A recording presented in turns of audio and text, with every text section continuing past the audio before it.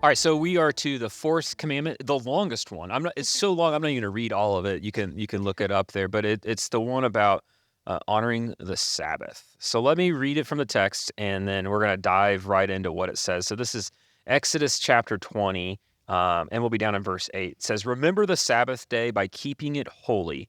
6 days shall you labor and do all your work, but the seventh day is a Sabbath to the Lord your God." And so on that day, we are not to work. And so for 6 days, we did do all of our work. And again, I'll remind us over and over again, this is a new lens to look at the way we do things. And so we should view rest as a gift from God. And then the other thing is it's to reflect God to everyone else in the world that we are a special people.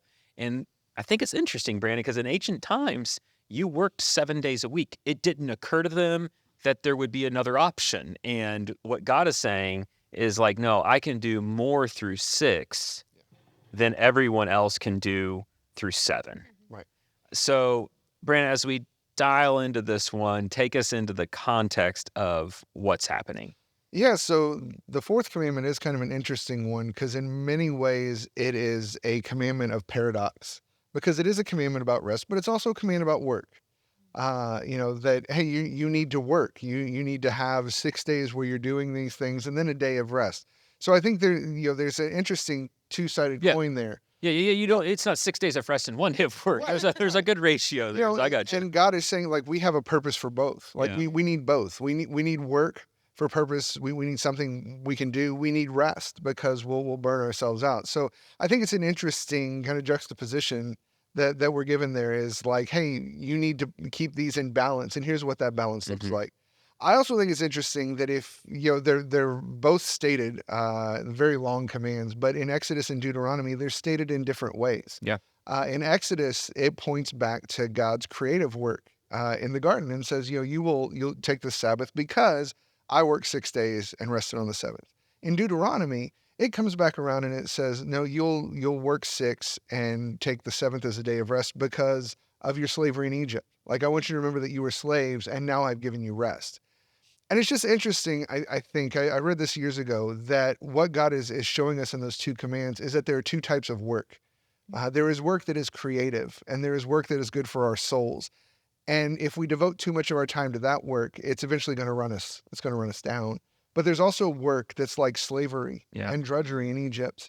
And a rest from that work is a break. It's a respite in the week to just step away from that and say, hey, God has given me this space to get away from the work that I've had. And that's always stuck with me about this command is that no matter what kind of work you do, no matter what kind of season you're in, whether your work feels creative and life-giving or whether your work feels like drudgery, like you got to step back from it. Yeah, it's interesting because we're in a time of hustle culture, right? Yes. Where what's celebrated is the exact opposite.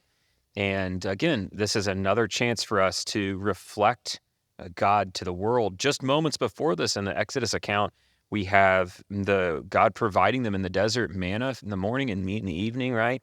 And he provides that to them in miraculous ways. And what's difficult for them to understand is he weaves this idea of Sabbath in there. He tells them for 6 days, don't collect ahead. I will provide, trust me every day to provide the food that you need. But on the 6th day, you collect ahead for the 7th day as an act of faith. And God's woven that into who we are. So obviously, Derek, we're not wandering in the desert. Maybe someone listening is. I hope not. But what does this mean for us as Christians, today's church? Yeah, I think you hit it right on the head. I don't think we are, too far away as a church, not Southeast, but a church as a whole, to be in a part of hustle culture. I mean, I've been a part of churches in the past where you run as hard as you possibly can, which is a good thing. But like, if you don't have really a spiritual discipline of Sabbath in your life, like you're going to fall apart quickly, like very quickly. And I think the second part of it is that you kind of hinted at is like, where is our trust placed?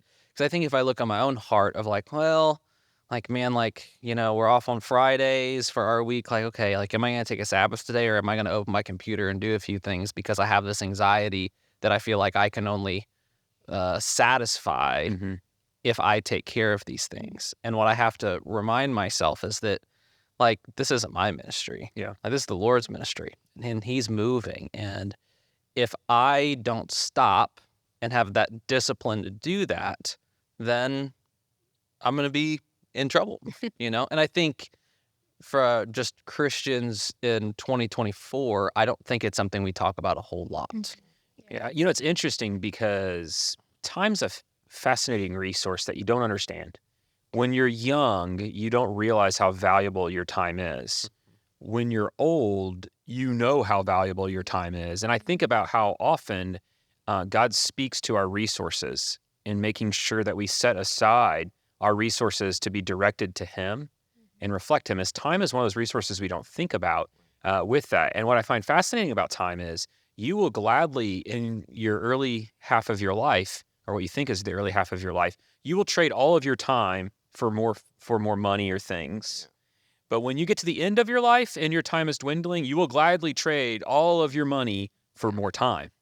And we see that happen time and time again, and we don't understand the value of this most important resource that we have is the time that we're on our earth. So personally, Sarah, get us on a personal level. Yeah, it's been really kind of fun for me to explore Sabbath over the last couple of years just for my own life. One resource I love is John Mark Comer. Like, he's kind of been like the leading voice of Sabbath the past couple of years. And there's something that he said that stuck with me.